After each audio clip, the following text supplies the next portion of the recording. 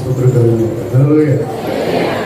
మొదటిగా దేవాదేవుడికి సంబంధించినటువంటి మాసులు మనకి ఇప్పుడు వచ్చిన అందరూ కూడా ప్రభుత్వ యేసుక్రీస్తునామములో తెలుస్తున్నాను. బైబిల్ గ్రంథాలు కనుక మీ దగ్గర ఉన్నట్లయితే యోహాను సువార్త 4వ అధ్యాయము వచ్చిన చెప్పను కానీ అంటే 1 నుంచి 45 వరకు ఆ స్టోరీ చెప్తుంటాను. ఆ 4వ అధ్యాయం తీసుంచండి. మధ్య మధ్యలో వచ్చినము వాక్యానికి సంబంధించినటువంటి వాక్యంలో ఆ వచ్చినప్పుడు చెబుతూ ఉంటాను, చూడొచ్చు. ఈ యోహాను సువార్త 4వ అధ్యాయము 1 నుంచి 45 వరకు ఉన్నటువంటి ఒక సందర్భం ఏంటంటే, సమరయ స్త్రీ అనేటటువంటి ఒక స్త్రీకి నజరేయుడైనటువంటి యేసుక్రీస్తుకి మధ్య జరుగుతున్నటువంటి సంభాషణ ఇక్కడ మనం 45 వచనాల్లో చూస్తూ ఉంటుంటాం. ఈ సందర్భం ఏంటంటే, ఈ జరిగినటువంటి విషయంలో ఈ 45 వచనాలలో కూడా యేసుక్రీస్తు వారు ఒక ప్రణాళిక ప్రకారం అక్కడికి రావడము, ఆ గ్రామానికి ఆ ప్రాంతానికి రావడము, లేదా ఈ స్త్రీ కూడా తను ఒక కైకి పెట్టాలంటే ఆరాధన చేస్తున్నటువంటి స్త్రీగా మనం అక్కడ చూసుకున్నాం. ఇక్కడ ఉదయకాల సమయంలో మనందరం కూడా దేవుడి సన్నిధిలోకి ఎందుకు వచ్చామంటే ఆరాధన చేయడానికి వచ్చామని చెప్పేసి మనందరం కూడా తెలుసు. ఆరాధన ఎలా చేస్తారు అని ఒక్కొక్కరికి అడిగితే ఏమంటామంటే ప్రార్థన చేస్తాము, అదే ఆరాధన, లేకపోతే పాటలు మొత్తం దేవుడిని తీసుకుంటాము, అదే ఆరాధన అని చెప్పేసి మన అనుభవాలు, మనకు వచ్చినటువంటి ఆలోచనలు ఒక్కొక్కరు పంచుకుంటూ ఉంటుంటాం.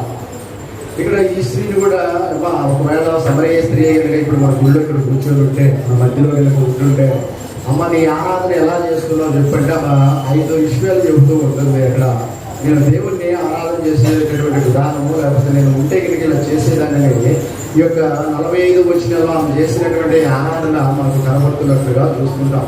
సహజంగా ఆరాధన పెద్దగా ఏం చేయాలి, నేను చేసేది మనం అందరం చేసేటటువంటి ఆరాధనే ఆమె చేసింది. ప్రార్థన చేసేటప్పుడు ఏమంటామంటే, బహుశా మనందరికి వచ్చేటటువంటి ఓత పదాలు ఏంటంటే, ప్రభా పాపినయ్యా, క్షమించయ్యా, నన్ను చూడయ్యా, నన్ను కరుణించయ్యా, నా పాపాలు క్షమించయ్యా, లేదంటే నాకు ఇది అవసరమయ్యా, నేను గృహ దయచేయి, నాకు అది దయచేయి, ఇది దయచేయి అని అడుగుతున్నా. ఏమి కూడా సేమ్ అలాగే మనకులాగే చేస్తుంది, కానీ ఒక తేడా ఏంటంటే మనం అది దయచేయి, ఇది దయచేయి అని అడుగుతాము. ఈమె అలాంటిది ఏం అడగకుండా 4 రకాలైనటువంటి ప్రార్థన లేకపోతే ఆరాధన చేసినట్లుగా చూస్తూ ఉంటుంటాం. మొదటిగా ఈమె చేసినటువంటి యొక్క ప్రార్థన లేకపోతే ఆరాధన ఏంటంటే, ఈ 4వ అధ్యాయము 11వ వచనంలో కనుక చూసినట్లయితే, అప్పుడు ఆ స్త్రీ అయ్యా ఈ బావి లోతైనది, చేదుకొనుటకు నీకేమీ లేదు. మొదటిగా ఆమె చేస్తున్నటువంటి ఆరాధన ఏంటంటే, ఒక విషయం ఇక్కడ జ్ఞాపకం చేసుకోవాలి. పాత నిబంధనలో కనబడేటటువంటి పదము మరలా కొత్త నిబంధనలో ఈ యోహాను సువార్త 4వ అధ్యాయంలోనే ప్రారంభమవుతుంది. ఆ మాట ఏంటంటే ఆరాధన అనేటటువంటి మాటే మరలా ఈ కొత్త నిబంధనకు వచ్చిన తర్వాత మత్తయి సువార్త, మార్కు సువార్త, లూకా సువార్తలో కనబడదు. ఈ యోహాను సువార్త 4వ అధ్యాయంలోనే ప్రథమంగా ప్రారంభం చేయబడిందని స్కాలర్ చెబుతూ ఉంటారు, బైబిల్ తత్వవేత్తలు అంటుంటారు. పాత నిబంధనలో కనబడినటువంటి ఆ పదము ఆరాధన అనేటటువంటి పదము కొత్త నిబంధనలోకి వచ్చిన తర్వాత మరలా ఈ యోహాను సువార్త 4వ అధ్యాయంలోనే ప్రారంభం అవుతుంది. చూస్తూ ఉంటాం ఈ మాట ఆరాధన అనేటటువంటి మాట. అది కూడా ఒక సమరయ స్త్రీ నోటి నుండి రావడం అనేది కూడా చూస్తున్నట్లుగా గొప్ప విషయంగా మనం ఇక్కడ శాస్త్రవేత్తలు లేకపోతే తత్వవేత్తలు బైబిల్ జ్ఞానంలో చెబుతూ ఉంటుంటాం. ఈ ఆరాధన అనేటటువంటి మాటలో ఇప్పుడు చదివినటువంటి వచనంలో ఏముందని అక్కడ ఆరాధన చేసిందని మనం ఒక డౌట్ రావచ్చు. కానీ ఆమె మొట్టమొదటి చేసినటువంటి ఆరాధన, ప్రభుత్వం చేసినటువంటి ఆరాధన ఏంటంటే, ఆమె నోటితో అయ్యా అని మొట్టమొదటిగా ఒక మర్యాదపరమైనటువంటి, గౌరవప్రదమైనటువంటి, లేదా ఒక మంచి మనసుతో పిలిచినటువంటి మాటగా మనం చూస్తున్నాం. తెలుగు బైబిల్లో అయితే అయ్యా ఉంది, కానీ మిగతా బైబిల్, ఇంగ్లీష్ బైబిల్ అయితే ఇంకా గ్రీక్ అలాంటి బైబిల్లో కనుక చూస్తే ఈ అయ్యా అనేటటువంటి మాటకి ఏమన్నదంటే సార్, మాస్టర్, లార్డ్ అనేటటువంటి మాటలు కనబడుతూ ఉంటాయి. అంటే యజమానుడా అని పిలిచినట్లుగా, లేకపోతే గురువు గారు అని పిలిచినట్లుగా, లేకపోతే నా మీద నువ్వు పైన ఉన్నటువంటి వాడుగా అనేటటువంటి సంభాషణ భావిస్తూ ఉంది. సమరయ స్త్రీ అనగానే మనందరూ కూడా గుర్తొచ్చేటటువంటి విషయం ఏంటంటే, విగ్రహారాధికురాలు, పాపముతో నిండినటువంటి స్త్రీ, వ్యభిచారురాలు అనేటటువంటి విషయాలు మనం చూస్తూ ఉంటుంటాం. అంటే విగ్రహారాధన చేస్తుంది అనేటటువంటి విషయాలు, పాపంతో నిండినటువంటి స్త్రీ అని చెప్పేటటువంటి విషయాలు మనకి జ్ఞాపకం వస్తూ ఉంటుంటాయి. కానీ ఆమె అప్పటి వరకు కూడా ఏమనుకుంటుందంటే, నా లైఫ్, నా ఇష్టం, ఎవరు కూడా నా లైఫ్ మీద బాస్ ఉండడానికి నేను ఇష్టపడను. ఎవరు కూడా నా మీద అధికారం చేయడానికి నేను ఇష్టపడను. ఎవరు కూడా నన్ను కంట్రోల్ చేయడానికి నేను ఇష్టపడను. నా జీవితం నా ఇష్టం వచ్చినట్టుగా నేను బ్రతుకుతా. ఇష్టమైన వారు నాతో ఉంటారు, కష్టమైన వారు వెళ్ళిపోతారు. నచ్చిన వారు నాతో స్నేహం చేస్తారు, నచ్చిన వారు వెళ్ళిపోతారు. ఎవరికి నేను సంజయ్ చెప్పవలసిన లేదు, ఎవరికి నేను ఎక్స్ప్లెనేషన్ ఇవ్వాల్సిన లేదు, ఎవరితో నేను విడమర్చి చెప్పాల్సినటువంటి అవసరం లేదు. నా బ్రతుకు ఇది, నా జీవితం ఇది, నా స్టైల్ ఇది, నా లైఫ్ ఇది, నా జీవితానికి నచ్చినట్లుగా నేను ఉంటాను. నా మీద ఎవరి పెత్తనం అవసరం లేదు, నా మీద ఎవరు కూడా పెత్తనం చలాయించడం నేను ఒప్పుకోను. నా ఇష్టానుసారమైనటువంటి జీవితం నేను జీవిస్తాను అనేటటువంటి ధోరణిలో ఆమె బ్రతుకుతూ ఉంది. అయితే మొట్టమొదటిగా ఆమె ఒకరికి సరెండర్ అయిపోతుంది, అంటే లొంగిపోతుంది. ఎలా లొంగిపోతుందంటే సారని పిలుస్తుంది, ఆయన ప్రభువా అని ప్రారంభం చేస్తుంది. అంటే ఆరాధన ప్రారంభం చేస్తున్నటువంటి విధానంలో మనం చూస్తే ఆమెలో ఆయన చూసినప్పుడు ఏం కలుగుతుందంటే పశ్చాత్తాపం కలుగుతుంది. ఆయనలో ఆమె చూసినప్పుడు ఏం కలుగుతుందంటే ఆమె పాపములు ఆమెకు కనబడుతూ ఉన్నాయి. ఆయనలో ఆమె చూసినప్పుడు ఏమి కనపడుతుందంటే తను జరిగించినటువంటి ఘటన కనబడుతూ ఉంది.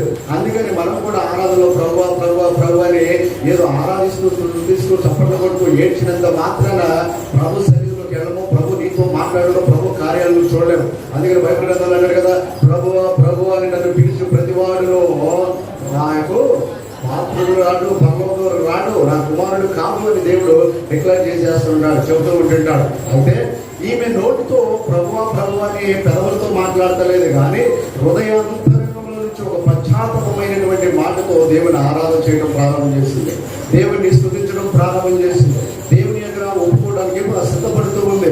ఈమె ప్రభువా అనేటటువంటి మాస్టర్ ఇప్పుడు వరకు నా జీవితం ఇది, నేను నా ఇష్టానుసారంగా నా చిత్తానుసారంగా నేను ఉంటూ ఉన్నాను, నా ప్రవర్తన నా ఇష్టం వచ్చినట్టు జీవిస్తున్నాను. అయితే నా మీద ఎవరి అధికారానికి నేను లోపడను, ఒప్పుకోను అనేటటువంటి ధోరణిలో ఉన్నటువంటి ఆమె ఒక్కసారిగా ఆయన దగ్గరకు వచ్చినప్పుడు మొదటి ఆరాధన ఏమని పిలుస్తుందో తెలుసా?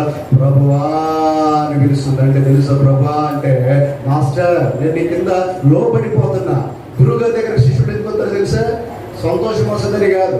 గురువు దగ్గరకు వచ్చినప్పుడు ముందు ఏ గురువు కూడా శిష్యుడికి అన్ని మంచి సౌకర్యాలు ఇవ్వడం, కావాలనే ఇబ్బందులు నేర్పుతుంటారు. ఎందుకో తెలుసా? వీడు ఇవన్నీ కూడా అధిగమిస్తే జీవితంలో స్థిరపడగలడు. ఈమె ఇవన్నీ కూడా అధిగమిస్తే జీవితంలో ఉన్నతమైనటువంటి కష్ట నష్టాలలో తట్టుకోగలదనేటటువంటి ఉద్దేశంతో అక్కడ అనుభవాలు లేకపోతే అవసరాలు లేకపోతే అన్ని చేయగలిగినటువంటి స్థితిలో ఉన్నా కానీ ఏ గురువు కూడా ముందు శిష్యులకు సుఖ సంతోషాలను ఇవ్వడం. ఎందుకంటే కష్టాలనే నేర్పుతూ ఉంటాడు, పరిస్థితులే నేర్పుతాడు. వాళ్ళే నిజమైనటువంటి గురువు అనేటటువంటి విషయాన్ని జ్ఞాపకం చేసుకోవాలి. ఇక్కడ సందర్భాన్ని బట్టి ఒక మాట చెప్పడానికి నేను ఇష్టపడుతున్నాను. ఒక రైతు చాలా కష్టపడి ఇద్దరు కుమార్తెలు ఉంటే వ్యవసాయం చేసుకుంటూ తన కష్టాన్ని కూడా హెచ్చించేసి ఇద్దరు కుమార్తెలకు వివాహం చేసేసాడు, పెళ్లి చేసేసాడు. పెళ్లి చేసిన తర్వాత ఒక కుమార్తెనేమో వ్యవసాయం చేసుకునేటటువంటి అతనికి ఇచ్చాడు, ఇంకో కుమార్తెనేమో పక్కన ఉన్నటువంటి వేరే గ్రామంలోనే, ఈ పెద్ద కుమార్తెకి ఇచ్చినటువంటి గ్రామంలోనే కుమ్మరి అతనికి కుండలు తయారు చేసేటటువంటి అతనికి ఇచ్చాడు. ఈ ఇద్దరు కుమార్తెలలో ఇద్దరు వ్యక్తులకు ఇచ్చాడు. ఒక పెద్దలుడేమో వ్యవసాయం చేస్తుంటాడు, చిన్నలుడేమో కుండలు తయారు చేస్తుంటాడు. అయితే ఈ రైతు ఒక రోజున కుమార్తెలు ఇద్దరు కూడా చూద్దాం అనేటటువంటి ఉద్దేశంతో పెద్ద కుమార్తె దగ్గరికి వెళ్ళి, అమ్మ ఎలా ఉన్నారా, పర్లేదా, కూడా బాగా చూసుకుంటాడా, బాగుంది కదా, మీకు అవసరాలన్నీ బాగున్నాయి అంటే, నాన్న వ్యవసాయం చేస్తున్నాము, అసలు పంటలు లేదు, నీళ్ళు లేవు, చుట్టూ వర్షం లేదు, ప్రార్థన చేయనన్నా బాగా వర్షం పడాలని అన్నారు ఆ పెద్ద కుమార్తె. తప్పకుండా చేస్తాను, మా సంఘంలో కూడా చెప్పి మా అయ్యగారు కూడా చెప్పి చేపిస్తాను, వర్షాల కోసం ప్రార్థన చేస్తున్నారా, చేపిస్తానులే అని చెప్పేసి తండ్రి మళ్ళీ అక్కడి నుంచి బయలుదేరి చిన్న కుమార్తె దగ్గరకు వచ్చాడంట.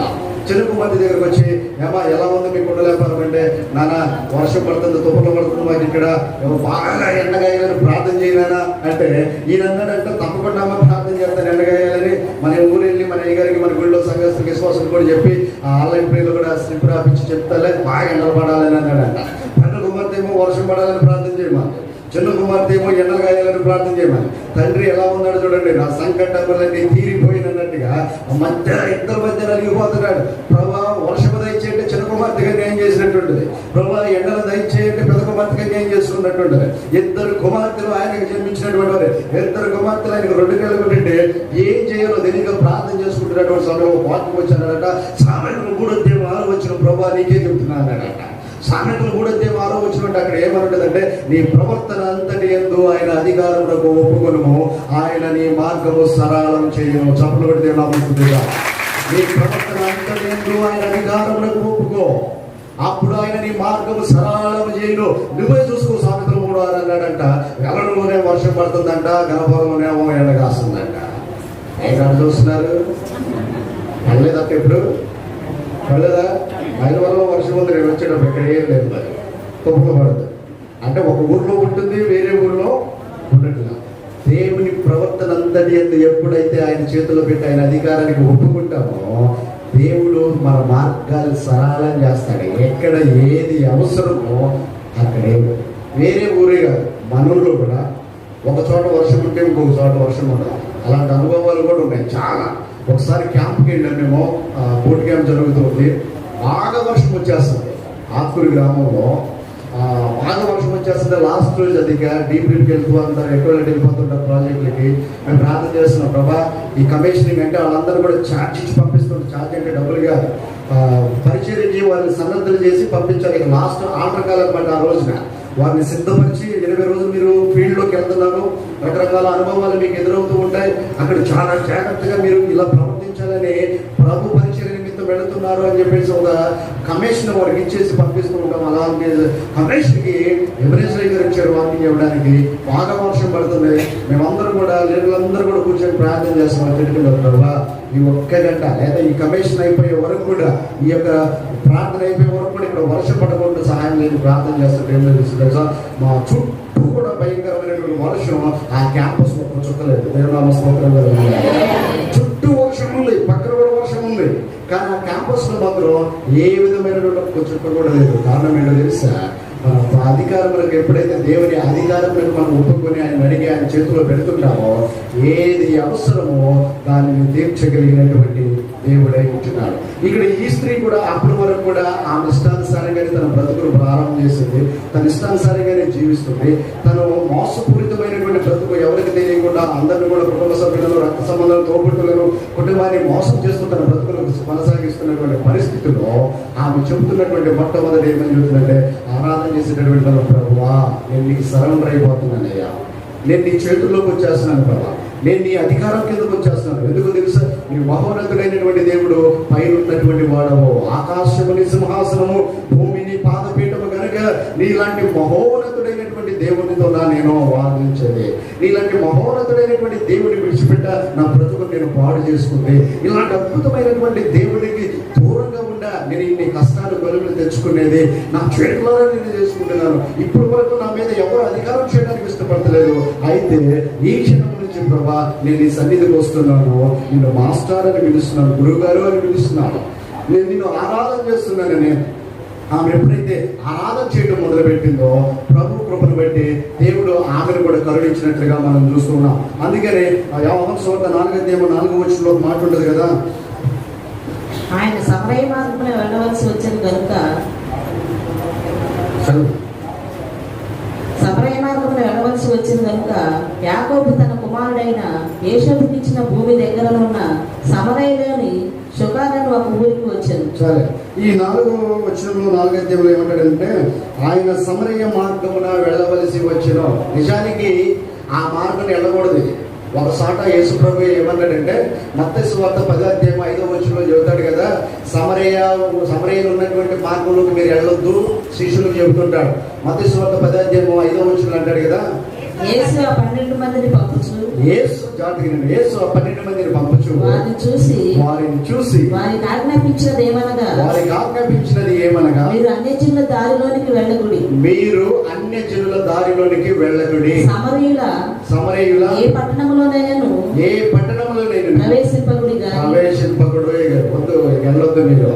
సమరయులు ఏ పట్టణంలో ఉండే, సమరయులు ఏ ప్రాంతంలో ఉండే, సమరయులు ఏ యొక్క ప్రదేశంలో ఉండే, మీరు మాత్రం ఆ పట్టణానికి ఆ ప్రాంతానికి వెళ్ళొద్దు అని మత్తయి సువార్త 10:5 యేసు ప్రభువే చెప్పాడు. కానీ ఇక్కడ అంటాడు కదా, సమరయ మార్గమున వెళ్ళవలసి వచ్చి ఉన్నది అంటాడు. ఎందుకో తెలుసా? నిజానికి గలిలయలోనికి వెళ్ళడానికి యేసు ప్రభుకే కాదు, ఆ ఊరు వెళ్ళాలంటే ఒక దారి ఉంది. ఎందుకంటే ఈ సమరయులు అనగా ప్రత్యేకింపబడిన వారు, మన భాషలో చెప్పాలంటే అంటరాని వారు, ఎలివేసినటువంటి వారు. దూరంగా ఉన్నటువంటి వారు, వారితో వేరే రకమైనటువంటి బ్యాచ్, వారితో యూదులు సాంగత్యం చేయరు. కానీ విచిత్రం ఏంటంటే వీళ్ళిద్దరికి ఉన్నటువంటి ధర్మశాస్త్రాలు ఇద్దరు ఒకటేనంట. అందుకే ఈ సమరయ స్త్రీ ఒకసారి ఈ 4వ అధ్యాయంలోనే యేసు ప్రభుతో మాట్లాడుతూ ఏమంటదంటే, ఈ బావి మన తండ్రి అయిన అబ్రహాము కుమారుడైన యేసేపు ఇస్సాకు యాకోబుతో ఇచ్చినదని మన తండ్రి అయినా అని యేసు ప్రభుతోనే చెప్పేస్తుందా. అంటే ఇక్కడ యూదులకు సమరయులకు లా ఒకటే, ధర్మశాస్త్రం ఒకటే. వీళ్ళిద్దరికి కొంచెం డిఫరెన్స్ ఉంటుంది వాళ్ళది. వీళ్ళు చేయకూడని కొన్ని ఉంటే, వీళ్ళు చేయాల్సినవి కొన్ని ఉంటాయి యూదులకు సమరయులు. అందుకని ఆమె అక్కడ మాట్లాడుతుంది మన తండ్రి అని చెప్పేసి మాట్లాడుతుంది. అంటే మన ధర్మశాస్త్రంలో ఉన్న లా ప్రకారమే మాట్లాడుతుంది. అంటే మతానికి సంబంధించినటువంటి విషయాలు కూడా ఈ సమరయ్యకు స్నేహితులు తెలుసు. ఇక్కడ యేసు ప్రభు గలిలయలోకి వెళ్ళడానికి వేరే మార్గం ఉంది. ఆ మార్గాన్ని వెళుతూ ఉన్నప్పుడు అక్కడికి వెళ్ళడమే డైరెక్ట్ యేసు ప్రభు ఏం చేశాడంటే యూటర్న్ తీసుకున్నాడు, ఇది తిరిగిపోయాడు. శిష్యుడికి అర్థం కదా, ఏంటనే చొక్కబడుతుందకి ప్రభు అది వెళ్ళకూడదు, మనం ఆ ప్రాంతానికి ఆ గ్రామానికి వెళ్ళకూడదు. మత్తయి సువార్త 10:5 వచ్చిన జ్ఞాపకం చేసుకో. నువ్వు చెప్పే గుర్తుందా? మాతో చెప్పావు, బాగా గుర్తుంది, మర్చిపోయామేమో. అది సమరయుల ఊరు, సమరయులు ఉంటున్నటువంటి ఊరు. నువ్వు వెళ్ళకూడదు, వెళ్ళొద్దని మాకు చెప్పావు, నువ్వు వెళ్తున్నావేంటి? శిష్యుడు ఒక క్వశ్చన్ వేస్తున్నారు అక్కడ వేస్తూ, ఇటు వెళ్ళకూడదు ప్రభు అంటే ఆయన అన్నాడు కదా, నా తండ్రి పని అక్కడ ఉన్నది. దేవునామ స్తోత్రం కలుగుగా. నా తండ్రి పని అక్కడ ఉన్నది కనుక నేను వెళ్ళాలి అని చెప్పేసి చెప్తున్నాడు. అంటే ఇక్కడ చూడండి, యేసు ప్రభు అక్కడికి మనం అనుకుంటాం బావికాడకు వచ్చి నిజంగా మంచినీళ్ళ కోసం కూర్చున్నాడు, అలసిపోయాడు, ప్రయాణంలో కూర్చున్నాడు అనుకుంటాం. కానీ 6వ వచనంలో అంటాడు కదా, అలసిపోయిన రీతిగా, అంటే అలసిపోయినట్లుగా ఉన్నాడు తప్ప అలసిపోలేదు.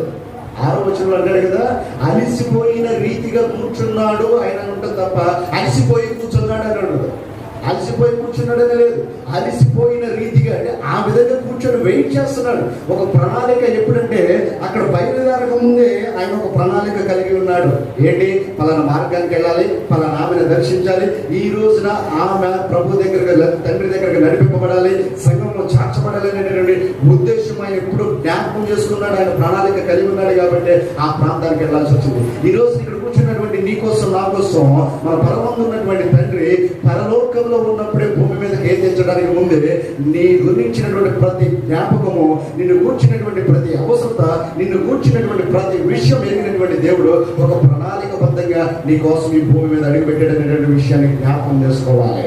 ఇక్కడ సమరయుల మార్గంలో వెళ్తున్నప్పుడు శిష్యులు అడుగుతున్నారు కదా, ప్రభు అంటే వెళ్ళకూడదు, మనము అది చేయకూడదు, మనము ఇటు వెళ్ళిపోదాము, అది వెళ్ళకూడనటువంటి ప్రాంతం. నువ్వు మత్తయి సువార్త 10:5 చెప్పావు, వెళ్ళకూడదు, సమరయులు ఉన్న ఏ పట్టణంలోకి వెళ్ళొద్దని చెప్పావు, నువ్వు మర్చిపోయినట్టున్నావు. అంటే ఆయన అంటాడు కదా, నా తండ్రి పైన అక్కడ ఉన్నది, మీరు వెళ్ళండి అంటే అప్పుడు వాళ్ళు అంటారు శిష్యులు, ప్రభా టైం ఎంత అయిందో తెలుసా? 12 గంటలు.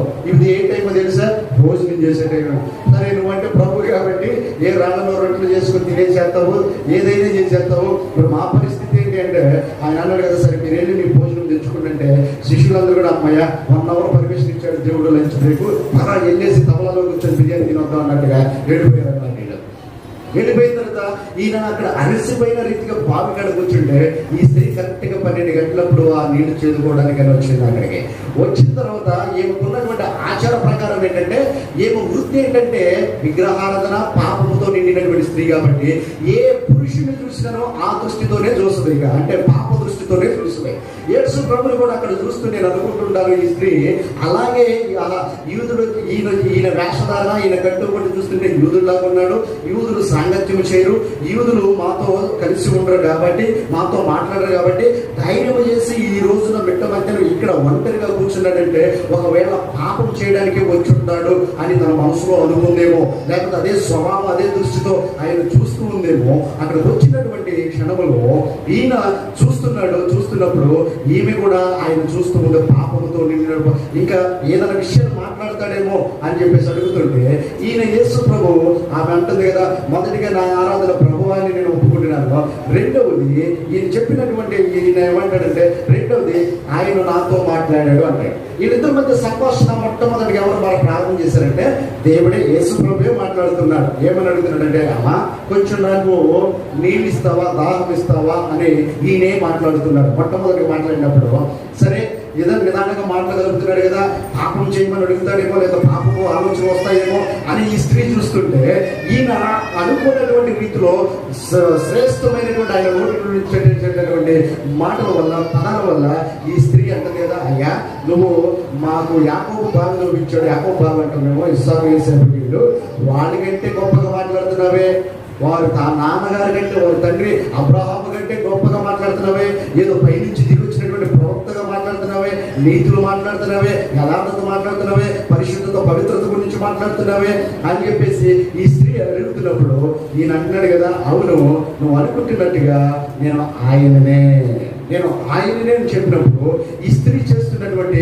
రెండో మాట ఏంటంటే, ప్రభువు నాతో మాట్లాడాడు, నువ్వు మాట్లాడితే చాలు ప్రభు అని చెప్పేసి ఆ స్త్రీ ఆయనతో మాట్లాడుతూ ప్రారంభం చేసినప్పుడు దేవుడు ఆమెను దర్శించినప్పుడు ఏమంటున్నాడంటే, ఆమెతో మాట్లాడుతూ అలసిపోయినటువంటి రీతిగానే ఆమె అంటుంది కదా, ప్రభువా నేను నీ అధికారాన్ని ఒప్పుకున్నాను, రెండోది నీవు మాట్లాడుతుంటే తెలియనటువంటి పశ్చాత్తాపం నాలో కలుగుతుంది, తెలియనటువంటి నా దోషాలు నాకు కనబడుతున్నాయి, తెలియనటువంటి నా పాపము నా కళ్ళ ముందు కనిపిస్తూ ఉంది అని చెప్పేసి తను మరలా ప్రభుని ఆరాధన చేయడం ప్రారంభం చేసింది. నువ్వు మాట్లాడితే చాలు ప్రభా, నువ్వు నాతో ఉంటే చాలు ప్రభా, నీ మాటలు వింటుంటే చాలు ప్రభునే తనలో ఆరాధన చేయడం ప్రారంభం చేసింది. మూడోదిగా ఆమె అంటుంది కదా, నువ్వు నిజంగా ఇక్కడికి రావడానికి గల కారణం ఏదో మంచినీళ్ళు దాహమనికి అవసరం కాదు, కానీ ఏదో ఒక ప్రణాళికతోనే వచ్చావు, నన్ను జ్ఞాపకం చేసుకుని ఉంటావు నువ్వు, లేదా నా గురించి ఒక దూరదృష్టి కలిగి ఉంటావు నువ్వు, నన్ను గురించి ఒక దైవికమైనటువంటి జ్ఞానం కలిగి ఉంటుంది, కాబట్టి ఈ రోజు నన్ను ఇక్కడికి వచ్చామని చెప్పేసి సంభాషణ జరుగుతున్నటువంటి సమయంలో శిష్యులు 27వ వచనంలో వచ్చి అంటారు కదా, యేసు వారితో ఆమెతో మాట్లాడుతుండగా 27వ వచనం 4-27 ఇంతలో ఆయన శిష్యులు వచ్చి ఆయన స్త్రీతో మాట్లాడుట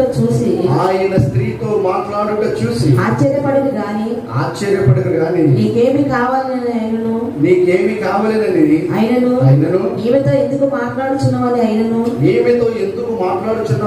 ఎవడనూ అడగలేదు.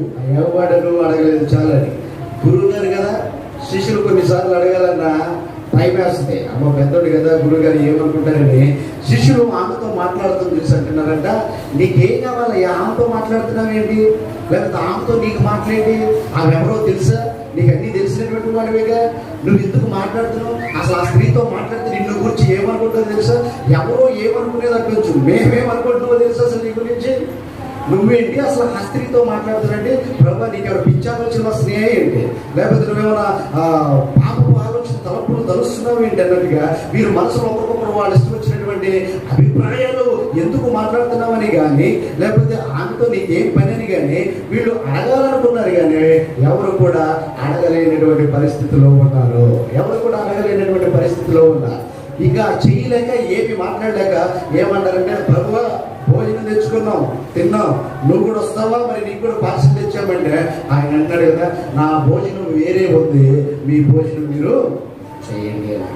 వీళ్ళు అనుకున్నారు నా భోజనం వేరే ఉందంటే ప్రభు ఏమైనా పార్సల్ తెచ్చుకున్నాడే వస్తా శ్రేష్టమైనది, లేదంటే ఆయన ప్రభువు కదా, ఇక్కడ ఎవరన్నా సిద్ధపరిచారేమో ఈయన గురించి తెలిసి అయ్యగారు వస్తున్నారంటే సహజంగా పచ్చిపులుసు పెడతారండి. విశ్వాసులు పెట్టిన అయ్యగారికి మాత్రం పాపం ఎంత డబ్బు లేకుండా కనీసం ఒక కోడుకుంటైనా తీసుకొచ్చి పెడుతుంటారు. ఎందుకు తెలుసా, ఉన్న దాంట్లోనే శ్రేష్టమైనది దైవజనులకు దైవదాసులకు ఇవ్వాలి, లేకపోతే వారు తృప్తిగా ఉంటే మేము ఆశీర్వదించబడతాం, మాకు హ్యాపీ అనేటటువంటి విషయంలో ఉంటుంది.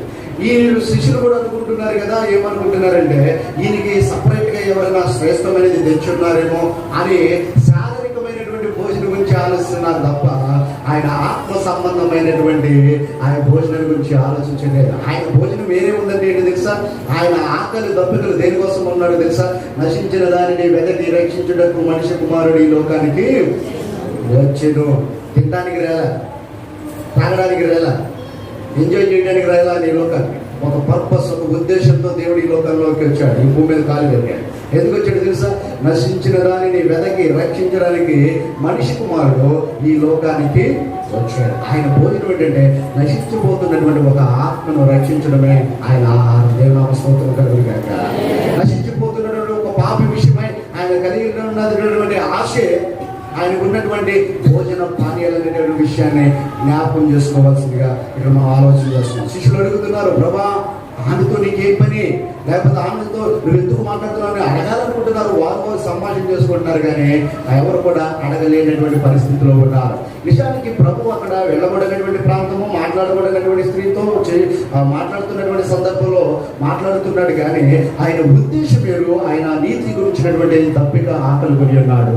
పరిశుద్ధత పవిత్రతను గురించినటువంటి నీతి గురించినటువంటి ఆకలి తప్పికలు కొని ఉన్నాడు. ఇది శిష్యులకు అర్థం కాక రకరకాలుగా మాట్లాడుతూ ఉన్నారు. కొన్నిసార్లు దైవజనుల గురించి కూడా అలాగే మాట్లాడుతుంటాం. మనం కొన్నిసార్లు తెలియపోయిన విషయాలు మనం గమనించిపోయిన అయ్యగారెడ్డి దాగల ఆడ దగ్గరికి వెళ్తాడు, అయ్యగారెడ్డి పద్దాకలు ఆడింటికి ప్రార్థన చేస్తాడు, అయ్యగారెడ్డి పద్దాకలు అక్కడే కూర్చుంటాడు, అయ్యగారెడ్డి పద్దాకలు ఆడతోనే మాట్లాడతారు, ఇక ఇంకో అయ్యగారు ఇంట్లో ఉండేది వాళ్ళైనా అని రకరకాలైనటువంటి సంభాషణలు సందర్భాలు అడగకపోయినా మనం అనుకుంటూ ఉంటుంటాం, మాట్లాడుతూ ఉంటుంటాం.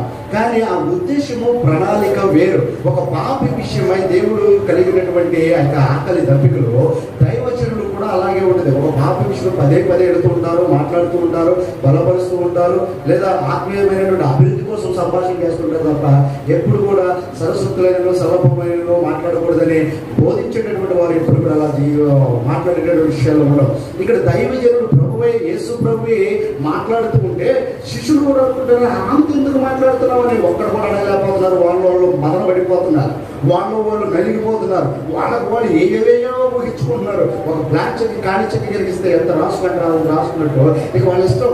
ఏ సందర్భం వాళ్ళకి ఆలోచన రాసేసుకుంటారు. అక్కడ ఏ నిర్ణయం, ఏ మాట వస్తే ఆ మాట వాడేసుకుంటున్నారు వాళ్ళు అక్కడ. అయితే ప్రభు ఏమంటున్నాడో తెలుసా, మీరు నన్న శిష్యుల వారు మీరు వాకండి, నేను వచ్చిన పని అవ్వకుండా ఇక్కడి నుంచి కథలను నేను ముందు వెళ్తే ఎందుకు తెలుసా, ఈ రోజు ఆమె పశ్చాత్తాపంతో వచ్చినటువంటి కొండ పగలబట్టాలి, పాపం కొండ పగలబట్టాలి, నేను కడుపు నిండా భోజనం చేయాలి, ఆత్మీయమైనటువంటి భోజనం ఇక్కడి నుంచి కదలాలి. అదే నా ఉద్దేశం ఏంటంటే, అదే నా ప్రణాళిక. నిజానికి యేసు ప్రభు వెళ్ళకూడనేటువంటి ప్రాంతం తెలుసు ఆయనకు, కానీ కావాలనే వెళ్ళాడు. ఎందుకు వెళుతున్నావు అని శిష్యుడు అడిగాడు. అప్పుడు చెబుతున్నాడు, నా తండ్రి పని ఉందన్నాడు. అక్కడ ఆహారం తిని రా అని పిలిచాడు. ఆయన అంటున్నాడు కదా, నా ఆహారం వేరే ఉంది, మీరు తినండి అంటాడు. ఇలా రకరకాలుగా అనేకమైనటువంటి విషయాలు చూస్తుంటే ఈ స్త్రీ చేస్తున్నటువంటి పని ఏంటంటే, మొట్టమొదటిగా ఆరాధన ప్రభు అని దేవుడి చేతిలో పెట్టిన తన భవిష్యత్తు.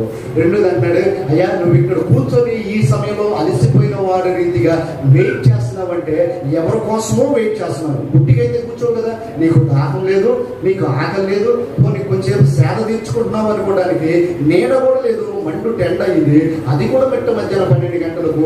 ఇలాంటి పరిస్థితుల్లో నువ్వు ఏ అవసరం లేకపోతే ఇక్కడ కూర్చున్నావు అంటే నాకు అర్థమవుతున్న విషయం ఏంటంటే, నువ్వు ఎవరి కోసమో కనిపెట్టుకుంటున్నావు. అయితే ఆ కనిపెట్టబడుతున్నటువంటి స్త్రీ నేనైనటువంటి విషయం నాకు అర్థమైంది. నీకు సాష్టాంగపడి నమస్కారం చేస్తున్నానని ఆరాధన చేస్తాయి. దేవుడు నమస్కారం కలుగుతాడు. ప్రభువాని ఆయనకు అధికారంలో ఒప్పుకుంటుంది.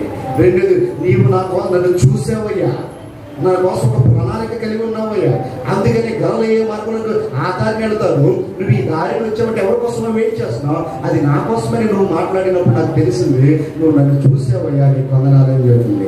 మూడోదిగా, నువ్వు నన్ను పలకరించావయ్యా, దాహం ఇవ్వని అడిగావు, నన్ను నాతో మాట్లాడావు అనేటటువంటి విషయాన్ని ఆ స్త్రీ చెప్తున్నట్లుగా మనం చూస్తున్నాం. నాలుగో ఆరాధన, ఆ స్త్రీ చేసినటువంటి ఆరాధన ఏంటంటే, ప్రభువా నాకు మత సామరస్యమైనటువంటి విషయాలన్నీ కూడా తెలుసు. నేను చెప్పాను కదా, నేను ఆమె మన తండ్రి అయినా అనే ధర్మశాస్త్రాన్ని గురించి మాట్లాడుతుంది.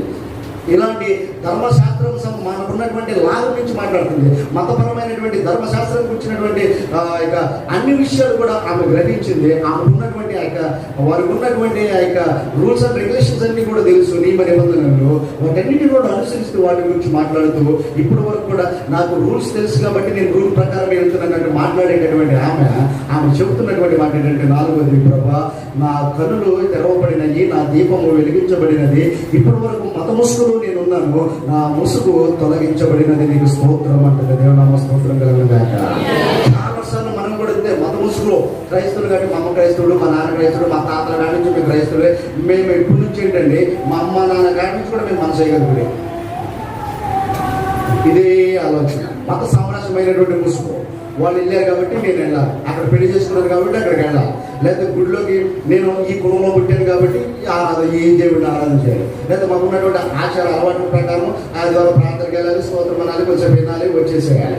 ఇది మన మత సామరస్యమైనటువంటి ముసుగు. అంతేగాని దీపము వెలిగించబడతలేదు.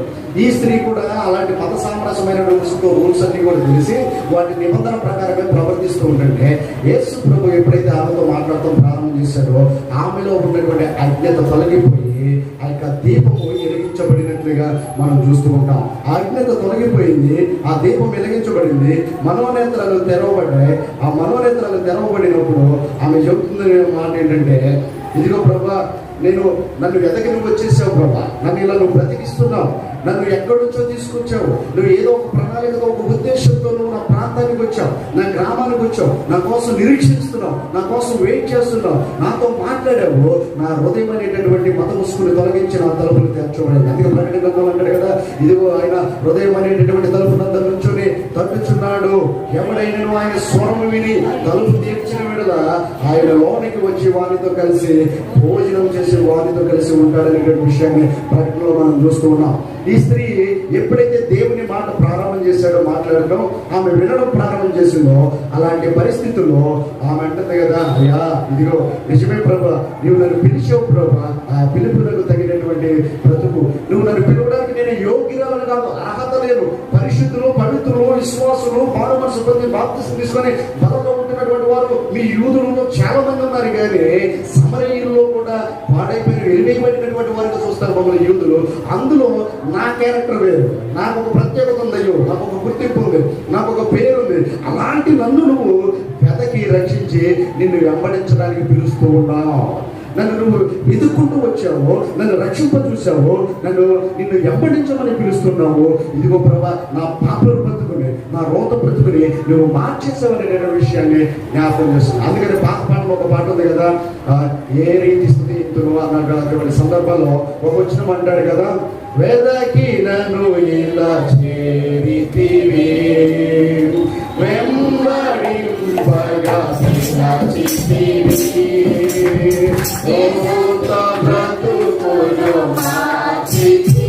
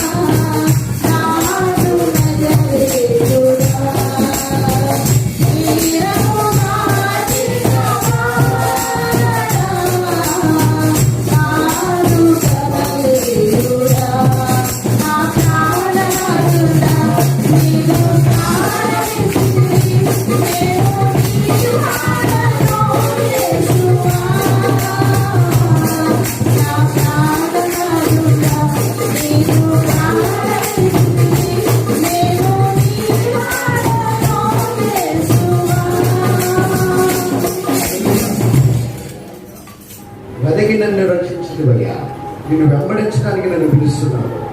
నా రోత బ్రతుకును మార్చి, నా పాపమును క్షమించి నువ్వు నన్ను పిలుస్తున్నావు. నువ్వు ప్రేమించిన రీతి ఏంటో తెలుసా? ఏ అర్హత లేనటువంటి నేను. పాత పాటలు మనకు చాలా మందికి రావు, గుర్తుండలేదు. ఇప్పుడంతా అదే, ఇప్పుడు లేటెస్ట్ డీజేలో చెప్పాలంటే, ఏ పాటిదాననయా నన్నింతగా ప్రేమించుటకు, ఇది లేటెస్ట్. ఇది కూడా దానికి సంబంధించినటువంటి. ఇలా రకరకాలుగా మనం అనుకుంటూ పాడుతూ దేవుడిని స్తుతిస్తుంటాం తప్ప నిజమైనటువంటి ఆమె ప్రభాని పెదాలతో పిలవాల. ఆమె బ్రతుకులు మార్చుకోవడానికి దేవుడిని ఆరాధన చేసి, దేవుని స్తోత్రం. ఇంకోటి, ఆరాధనను మనస్ఫూర్తిగా ఎందుకు చేయాలి తెలుసా? ఈ అవసరంతో 4-5 ప్రభువే చెబుతాడు. ఏమని చెబుతాడంటే, ఆయన ఆరాధించేటటువంటి వారు ఆత్మతోనూ సత్యముతోనూ ఆరాధించాలి. దేవుని స్తోత్రం. ఆయన ఆరాధించేటటువంటి వారు ఆత్మతోనూ సత్యముతోనూ ఆరాధించాలి, నిజమైనటువంటి మనస్ఫూర్తిగా ఆరాధించాలి. అందుకని బైబిల్ గ్రంథాలు అంటారు కదా, వారు పెదవులతో స్తుతిస్తున్నారు, వారు హృదయం మాత్రం నాకు దూరముగా ఉన్నది. ప్రభా, నన్ను రక్షించడానికి, నన్ను పిలిచావు, నువ్వు వెంబడించమంటున్నావు. నా రోత బ్రతుకును, నా పాప బ్రతుకును నువ్వు తుడిచేయడానికి, రక్షించడానికి ఎంతగా చెప్పావంటే నీ ప్రాణం ఇచ్చినను కొన్నావు, నీ ప్రాణం పెట్టావు. ఈ రోజున నేను కరోనా నుండి తప్పించుకోవడానికి నేనేంటి, నా కలర్ ఏంటి, నా అందం ఏంటి, నేను ఉన్నటువంటి చదువు ఏంటి, ఆస్తిపాస్తులు ఏంటి, బలం ఏంటి, నేను తింటున్నది ఏంటి, రకరకాల డై ఫ్రూట్స్ 4,000 40,000 పెట్టి ఖర్జూరాలు, ఎండి ఖర్జూరాలు, అంచీరాలు తెచ్చుకొని తిన్నాడు కూడా చచ్చాడు. అర్థమైందా? ఏదో ఒకటి తిన్నా బ్రతికినా మనం. కారణం ఏంటో తెలిసే, దేవుడు నిన్ను జ్ఞాపకం చేసుకున్నాడు. ఎప్పుడో తెలుసా, పరలోకం నుంచి ఆయన బయలుదేరకముందే నీ పేరు పెట్టి నిన్ను పిలిచుకున్నాడు. దేవుడు స్తోత్రం కలిగి ఉన్నాడు. నీ పట్ల ఒక ప్రణాళిక కలిగి ఉన్నాడు ఆయన, నా పట్ల ఒక ఉద్దేశం కలిగి ఉన్నాడు ఆయన, మనందరి పట్ల ఆయన కృప చూపుతున్నాడు. అందుకని అంటున్నాడు కదా, నువ్వు నన్ను జ్ఞాపకం చేసుకోవడానికి నేను ఏ పార్టీ దాన్ని ఏ పార్టీ వాడనయ్యా, నువ్వు నన్ను బ్రతికించడానికి నేను ఎంత అర్హత గలవాడినా, అర్హత లేదు ప్రభు. నేనంత నీతిపరుడు కాదే, నేనంత ప్రార్థనా పరురాలను కాదే, అంత యథార్థత, పవిత్రత, పరిశుద్ధత నాలో లేదే. అయినను నువ్వు నన్ను కాపాడుతూ, రక్షిస్తూ, ప్రేమిస్తూ, పోషిస్తూ ఈ రోజున ఇలా కుటుంబంతో కలిసి, సంఘంలో కలిసి, తింటూ చూస్తూ నీ సన్నిధిలో నేను కూర్చున్నానంటే కారణం ఏంటో తెలుసా? నువ్వు నన్ను ఎప్పుడో జ్ఞాపకం చేసుకున్నావయ్యా, ఎప్పుడో నా పాపములను జ్ఞాపకం చేసుకుని తుడిచివేయడానికి వచ్చేసావు. అయితే మరలా నేను కొండ పగలగొట్టడం తయారు చేసేసుకుంటున్నాను లోపల. మరలా నేను పగలగొట్టినట్టు పగలగొట్టాను, మరలా లోపల పులిసినది పెట్టుకుంటూ ఉన్నాను, నేను లోపల ఉంచుకుంటూ ఉన్నాను. అయితే ఇదిగో ప్రభువా, నీ ప్రాణం ఇచ్చినను కొన్నావు. నువ్వు ఎంతగా ప్రేమిస్తున్నావు అంటే, నన్ను ఈ లోకంలో ఎవరు ప్రేమించలేనంతగా నువ్వు నన్ను ప్రేమిస్తున్నావు. ఈ లోకంలో ఎవరు కూడా నా మీద చూపినటువంటి అటెన్షన్, ఆసక్తి నువ్వు నా మీద కనపరుస్తూ ఉన్నావు. బాలేదండి భర్తకి చెప్తే హాస్పిటల్కి వెళ్ళి చూపించుకోవా, పిల్లలు తీసుకుని అంటున్నాడు తప్ప భర్తగా నిర్ణయించాల్సినటువంటి ధర్మం కూడా చేయలేనటువంటి పరిస్థితుల్లో ఎంతో మంది ఏడ్చినటువంటి వారు ఉంటున్నారు. బాగోలేదని భర్త చేస్తే బాగున్నప్పుడు తాగి సచ్చావు కదా రాష్ట్రం అనేటటువంటి వారు కూడా ఎంతో మంది. ఇలా రకరకాలైనటువంటి సందర్భాలు, పిల్లలు మాట వినకుండా, ఇప్పుడు పరిస్థితులు బట్టి చిన్న పిల్లలే, ఎవరి ప్రాయం కూడా కాదు, చిన్న పిల్లడు కానీ అది ఇదేనంటే తెచ్చుకోదాడి, తెచ్చుకోమేమి పద్దాలాగా అనేటటువంటి విషయాలు మాట్లాడుతున్నటువంటి సందర్భాలు ప్రపంచమంతా కూడా ఇదైపోతుంది. అలాంటి పరిస్థితుల్లో కుటుంబంలో ఉన్నటువంటి 4 రకాలైనటువంటి వ్యక్తిత్వాలు నీ మీద ఎవరో ఆసక్తి చూపించకపోతే, నువ్వు అర్హత లేనప్పుడు కూడా, నువ్వు ఇంకా పాపం ఉన్నప్పుడు కూడా, ఇంకా మనం రోత బ్రతుకుతున్నప్పుడు కూడా, నా యేసయ్య చెబుతున్నటువంటి మాట తెలుసా, నిన్ను నేను చూశాను, నిన్ను నేను జ్ఞాపకం చేసుకున్నాను, నేను నీతో మాట్లాడుతున్నాను, నేను నీతో మాట్లాడుతున్నాను. ఆయన ఎప్పుడైతే మాట్లాడుతూ ఉంటాడో, కీర్తన అన్నాడు కదా, నీ వాక్యములను బ్రతికించున్నది, నా బాధలలో ఇదే నాకు నెమ్మది కలిగిస్తున్నది. చాలాసార్లు మనకి ఈ లాజిక్ తెలియక, చిన్న లాజిక్ తెలియక బాధలు వచ్చినప్పుడు పక్కింట్లో చెప్పుకుంటాం, ఓకే కరెక్ట్ అన్నాడు, ఇటు చేస్తుంది, లేదా ఇటు అంటున్నారు పిల్లలు, ఇటు చేస్తున్నారు అని చెప్పి పక్కింట్లో చెప్పి ఏడుస్తూ ఉంటే వాళ్ళు ఏం చేస్తారో తెలిసే, పైకి బాగా ఉన్న పాపం అలా రాబ కొంచెం మంచిగా తాగుతుంది అంటారు, మంచిగా దగ్గరకు లోపలికి వెళ్ళినప్పుడు కనుక డీజే చేసేస్తారు లోపలికి, సరిపోయింది. లేదా సందర్భం వచ్చినప్పుడు బయట పెట్టేస్తారు. అర్థమైందా? నువ్వు వంట చేసాడు కాబట్టి అది చేసాడే, నువ్వు అక్కడ ఉన్నావు కాబట్టి నీ పిల్లలు అక్కడ పడుతున్నారే అని రకరకాల సందర్భాల్లో ఉంటుంటారు. కానీ దేవుడు ఏమంటాడో తెలుసా, నీకు బాధలు వచ్చినప్పుడు దేవుడితో మాట్లాడే వాక్యం చదువుకో, అది నెమ్మదిని కలిగిస్తుందంట. దేవుడు నామ స్తోత్రం కలుగుతుంది. చాలా చిన్న విషయాలు మనకు తెలియక అటు ఇటు పరిగెత్తుతూ లేనిపోయినటువంటి కష్టాలు, కొత్త కష్టాలను కూడా తెచ్చుకుంటూ ఉంటాం, నష్టాలను తెచ్చుకుంటూ ఉంటున్నాం. అయితే దేవుని యొక్క వాక్యం చదువుతుంది కదా, నీకు బాధలు వచ్చినప్పుడు దేవుని వాక్యం చదువు, దేవుడు మాట్లాడడం అది నెమ్మది పరిస్థితి. ఈ స్త్రీ యేసయ్య మాట్లాడుతూ ఉన్నాడు, ఆమెలో ఒక నెమ్మది, సమాధానం, ఆమెలో ఒక పశ్చాత్తాపం. అప్పుడు అంటుంది కదా, అయ్యా నువ్వు నన్ను రోత బ్రతుకులు మార్చేసావు, నా పాప బ్రతుకులు మార్చేసావు, అందుకే నేను నీకు సరెండర్ అయిపోతున్నాను. ఇంకోటి, నా కోసం నువ్వు వెతుక్కుంటూ వచ్చావు, అందుకే నేను నిన్ను ఆరాధిస్తున్నాను. నన్ను చూసావు, ఎవరు పట్టించుకునేటువంటి పరిస్థితుల్లో నన్ను ఎత్తుక్కుంటూ వచ్చినటువంటి మహానీయుడవు నీవు, అందుకే నిన్ను ఆరాధన చేస్తున్నాను.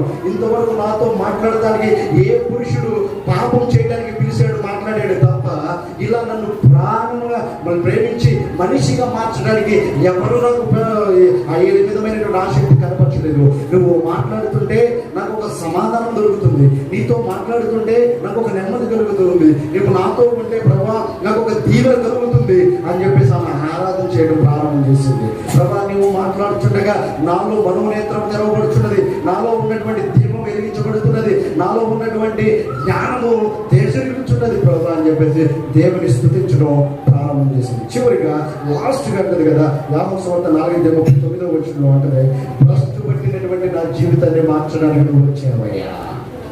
4:39 వచనం సార్. నేను చేసినవన్నీ నాతో చెప్పేదని సాక్ష్యం ఇచ్చిన స్త్రీ యొక్క మాటను బట్టి ఆ ఊరిలోని సమరయుల్లో అనేకులు ఆయన యందు విశ్వాసం ఉంచిరి. చాలా చివరిగా ఏం చెప్పి ముగిస్తున్నటువంటి మాట ఏంటంటే, మన ప్రసంగం కూడా ఏం చెప్పి ముగిస్తున్నటువంటి మాట ఏంటంటే, భ్రష్టు పట్టినటువంటి నా జీవితాన్ని, పాపంలో ఉన్నటువంటి నన్ను, నేను చేసినటువంటి నా అతిక్రమములన్నీ కూడా నాకు చూపించి ఈ రోజున నన్ను జ్ఞానము కలిగించావు, రోత బ్రతుకును మార్చావు, ఒక సాక్షి జీవితాన్ని నాకు ఇచ్చావు, పాపపు బ్రతుకును మార్చావు, ఒక సజీవమైనటువంటి వ్యక్తిగా నన్ను నిలిపావు, లేకపోతే దుర్భరమైనటువంటి బ్రతుకును నన్ను మార్చావు, ఒక శ్రేష్టమైనటువంటి పరిశుద్ధమైనటువంటి పవిత్రమైనటువంటి జీవితాన్ని నాకు ఇచ్చావు అని దేవుని స్తోత్రం చేయడం, ఆరాధన చేయడం ప్రారంభం చేసింది.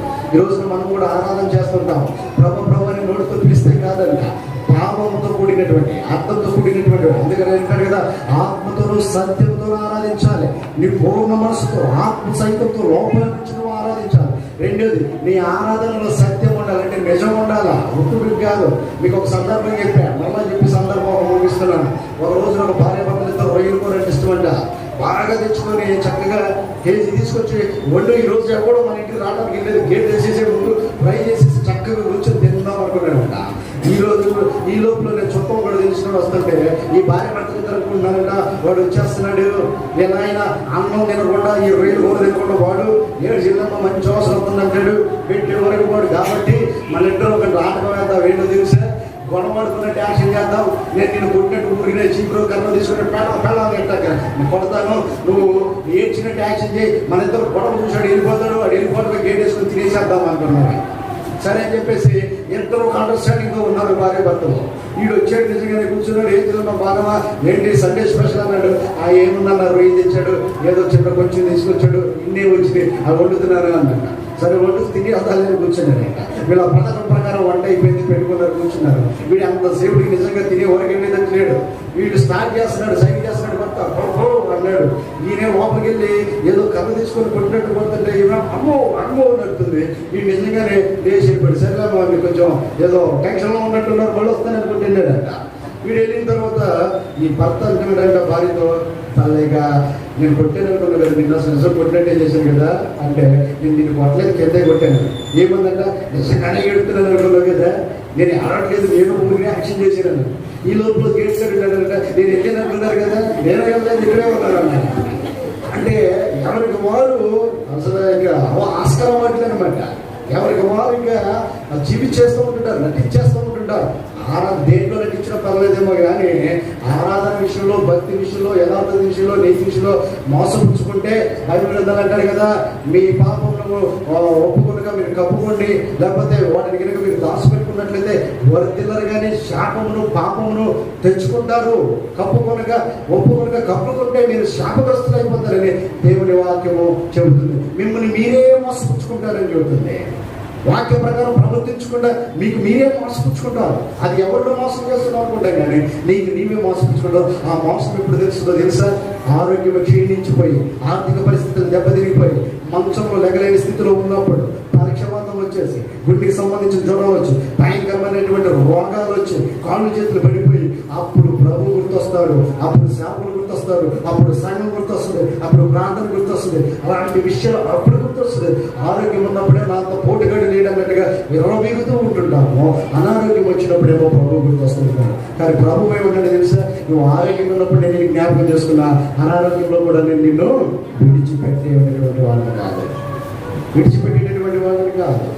నిజమైనటువంటి ఆరాధన సత్యంతో చేయాలంట, ఆత్మతో చేయాలంట, యథార్థతగా చేయాలంట, నీతిగా చేయాలంట. ప్రభు సన్నిధిలో మనము ఏ విషయంలో నటించినా నువ్వు మేము ఒకవేళ మెప్పు పొందుతావేమో కానీ ఆత్మీయ జీవితంలో కనుక నువ్వు నటించావా అయిపోయినట్లే. ఏమైపోతుందంటే చచ్చిపోతావు, ఇక్కడ చచ్చిపోతావు, తీసుకుని పారేసేస్తాం మేమే.